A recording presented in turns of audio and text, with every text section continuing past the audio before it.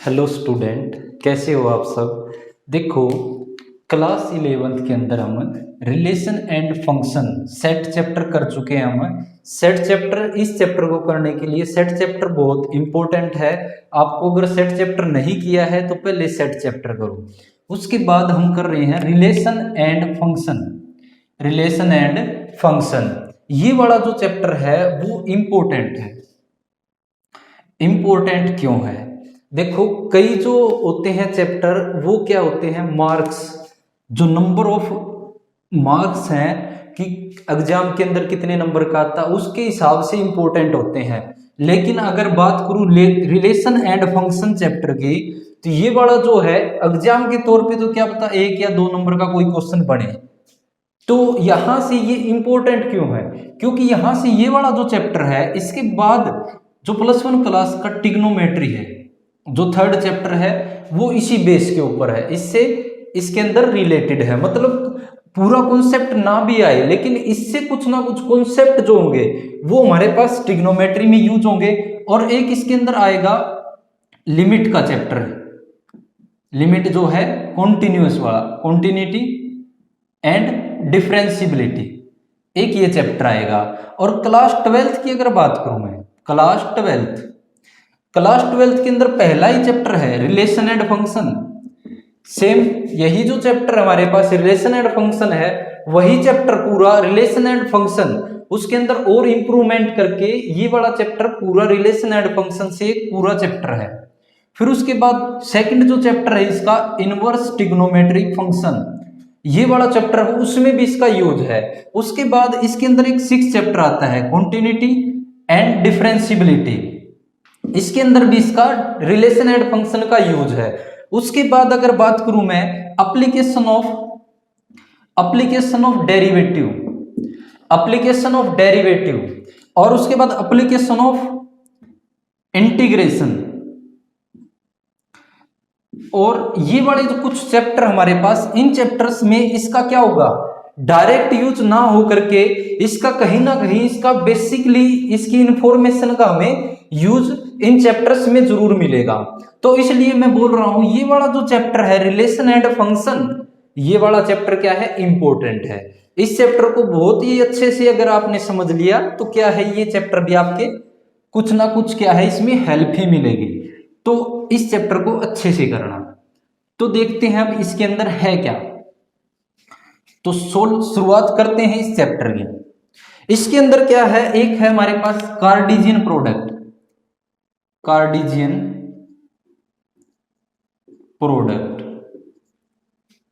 Of two set, दो set का Cartesian product करना होता है। तो कार्टेशियन प्रोडक्ट क्या होती है? तो कार्टेशियन प्रोडक्ट, जैसे हमारे पास कोई ए सेट है 1 2 3, ऐसे ही कोई बी सेट है 4 5 6, ये दो हमने सेट मान लिए। तो कार्टेशियन प्रोडक्ट क्या होती है, जैसे सेट हमारे पास ए के अंदर एलिमेंट है 1 2 3 और बी सेट है उसके अंदर एलिमेंट है 4 5 6, ये ए सेट है ये बी सेट है। तो कार्टेशियन प्रोडक्ट जो होती है ए क्रॉस बी, तो ए क्रॉस बी क्या होगी, ए क्रॉस बी में क्या होगी, order of pair of element होते हैं, order of pair of element. जैसे इसका जो एलिमेंट है 1, ये इसके साथ ऑर्डर पेयर बन जाएगा, इसका ऑर्डर पेयर इसके साथ बन जाएगा, 1 का एक बार 4 के साथ, एक बार 5 के साथ और एक बार 6 के साथ। ऑर्डर पेयर कैसे बनेगा, जैसे हमारे पास कोई सेट है, सेट के अंदर लिख सकता हूं 1 का ऑर्डर पेयर किसके साथ है, 4 के साथ। ये जो है हमारे पास प्रोडक्ट के अंदर ये नहीं है कि हमें प्रोडक्ट करके ही दिखाना है 1 की और 4 की प्रोडक्ट, इनका क्या बनेगा, ऑर्डर ऑफ पेयर बनेगा। ये वाला जो है एक पेयर बन गया, इनका एक जोड़ा बन चुका है, कोमा दूसरा जोड़ा क्या बना है 1 5। एक बार क्या है, इसका जो ए सेट है इसके हर एक एलिमेंट के साथ क्या बनेगा, ऑर्डर पेयर बनेगा, coma 1 6।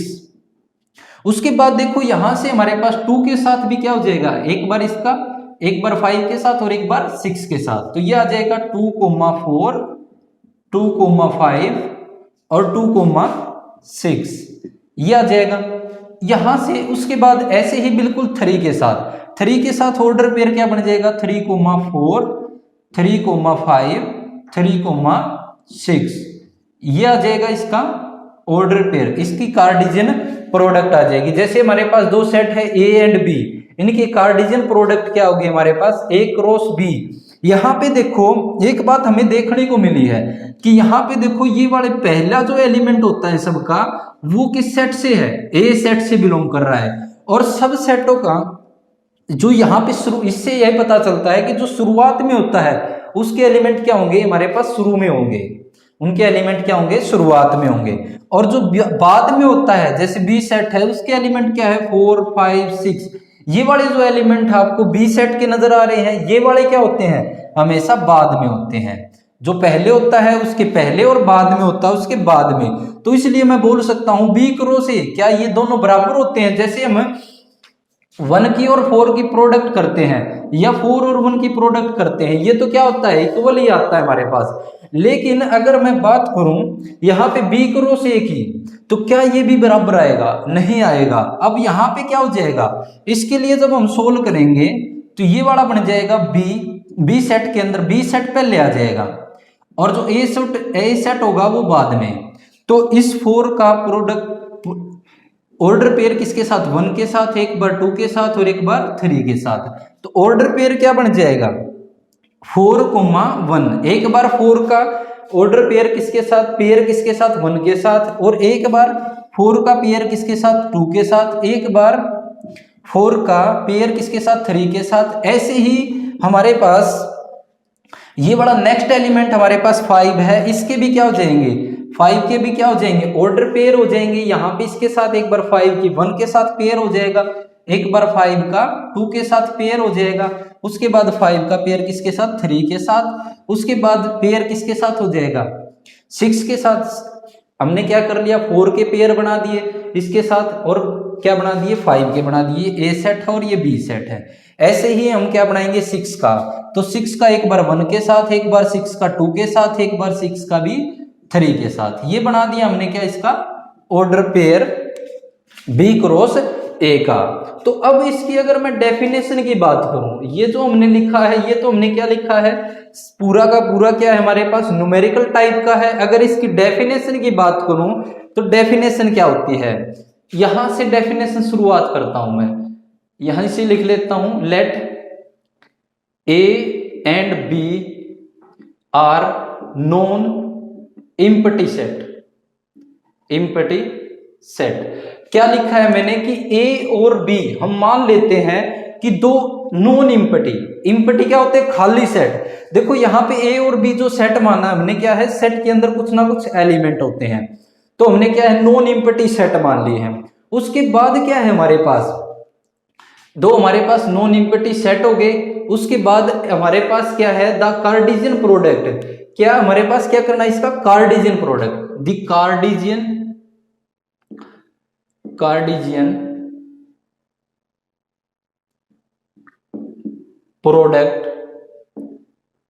Product of A and B. A और बी का कार्टेशियन प्रोडक्ट, ए और बी का क्या करेंगे, कार्टेशियन प्रोडक्ट करेंगे। तो इसको क्या लिखेंगे, is denoted by A cross B.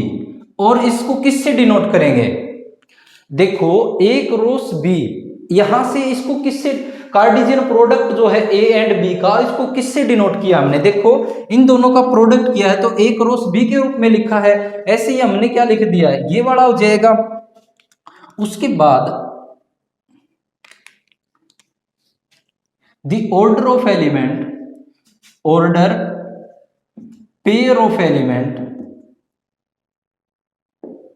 Of order pair of element. देखो यहां पे हमने क्या निकाले, इसके ऑर्डर पेयर ऑफ एलिमेंट निकाले हैं। तो ऑर्डर पेयर ऑफ एलिमेंट क्या हो जाएंगे, ऑफ दी सेट, उस सेट के क्या आ जाएंगे। जैसे अगर मैं लिखूं इसको, इसकी डेफिनेशन अगर कंप्लीट यहां पे लिखें, अब ये यहां तक लिखने के बाद मैं एक बार इसको इरेज कर रहा हूं थोड़ा सा। अगर इसको इरेज करें तो इसकी डेफिनेशन के हिसाब से ए क्रॉस बी जो प्रोडक्ट लिखेंगे हम, तो उसके अंदर क्या आ जाएगा, जो सेट हो जाएगा हमारे पास ए कोमा बी, मैं मान लेता हूं ए कोमा बी एक क्या हो गया, ऑर्डर पेयर हो गया। और जो ए है वो तो बिलोंग करेगा किसमें से, जो पहला एलिमेंट होता है वो किसका होता है, पहला ए का होता है, तो ये ए से बिलोंग करेगा। और ये जो बी है वो किस में बिलोंग करेगा, ये जो बी है वो किस में बिलोंग करेगा, बी हमारे पास बी भी किस में बिलोंग करेगा, सेट बी के अंदर। तो यहां से हमने डेफिनेशन में क्या पढ़ा है, तो देखो डेफिनेशन को दोबारा रीड आउट करते हैं। Let A and B are non empty set, दो बिना खाली सेट है, ठीक है। द कार्टेशियन प्रोडक्ट, और इनका जो कार्टेशियन प्रोडक्ट होगा उसको किससे डिनोट करते हैं, ए और बी का, denoted by A cross B, इसको इससे डिनोट करेंगे। द ऑर्डर पेयर, और जो ऑर्डर पेयर ऑफ एलिमेंट, इनका जो ऑर्डर पेयर एलिमेंट ये बने हैं उसको किससे लिखेंगे, ए क्रॉस बी, और ये एक सेट बनेगा। जैसे ए कोमा बी, ये वाली ब्रैकेट मतलब जैसे यहाँ पे 1,4 आया था, उसी प्रकार से हमने कोई एलिमेंट मान लिया ए कोमा बी, और जो ए है वो किससे बिलोंग करेगा, आगे वाले से, मैंने बताया था वही, ए इससे बिलोंग करेगा और बी किससे बिलोंग करेगा, बी से। तो ये इसकी डेफिनेशन है, प्लस मैंने एक थोड़ा सा एक दो एग्जांपल लेके ए क्रॉस बी बताया है और बी क्रॉस ए बताया है। उसके बाद अगर हम सोल्व करें तो देखो कुछ और टाइप की डेफिनेशन है इसके अंदर जो हमें सोल्व करनी है, एक बार ये देख लो।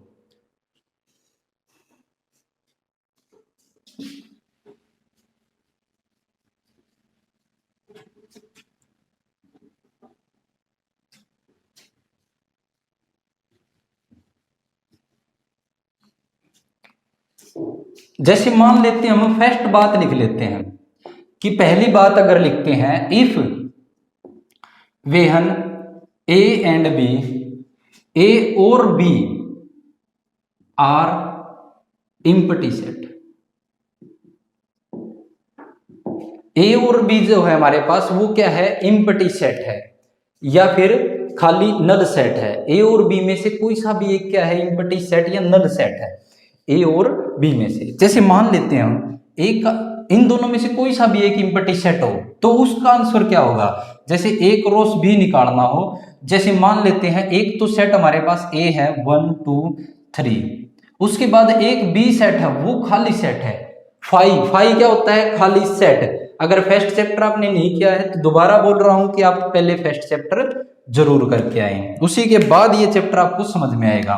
तो देखो अगर मैं ए और बी की डेफिनेशन यहां से ए और बी अगर इसका क्रॉस निकालते हैं, कार्टेशियन प्रोडक्ट अगर निकाले, ए क्रॉस बी क्या होगा इसका 1 2 3, और ये वाली क्या होगी, खाली ब्रैकेट होगी हमारे पास, और खाली ब्रैकेट देखो ऑर्डर पेयर 1 का किसके साथ बनेगा, 1 का किसके साथ बनेगा, 2 का किसके साथ बनेगा, 3 का किसके साथ बनेगा। ये क्या होता है, कार्टेशियन प्रोडक्ट जो होता है वो क्या होना चाहिए हमारे पास, किसी ना किसी एलिमेंट का क्या होना चाहिए, उसके साथ ऑर्डर पेयर बनना चाहिए, क्या बनना चाहिए, जोड़ा बनना चाहिए। जैसे 1 का किसी के साथ, खाली सेट में किसके साथ जोड़ा बनेगा, तो ये भी क्या आ जाएगा 5, खाली सेट बनेगा, यहां पे कोई सेट नहीं बन सकता। दूसरी डेफिनेशन की अगर बात करूं मैं, इफ वेहन, यदि ए एंड बी, ए और बी में से एक जो है वो क्या हो जाए, इनफाइनाइट सेट, इनफाइनाइट सेट, अगर ए और बी में से इनफाइनाइट, ए एंड बी में से कोई सा भी एक सेट अगर इनफाइनाइट है, जैसे देखो अगर ए सेट मान लेता हूं मैं 1 2 3 4 डैश डैश, ये मान लिया इनफाइनाइट सेट। इनफाइनाइट सेट कैसा होता है, जिसका कोई अंत नहीं है, उसके एलिमेंट चलते रहते हैं। और दूसरा जो सेट है मान लेते हैं फाइनाइट सेट, जैसे हम ए बी सी मान लेते हैं, तो ये दो सेट हमने मान लिए हैं। तो ए जो सेट बनाएंगे हमारे पास, ए के लिए 1 2 3 डैश डैश, उसके बाद इसके लिए ए बी सी, ये सेट हो जाएगा ए और ये हो जाएगा बी।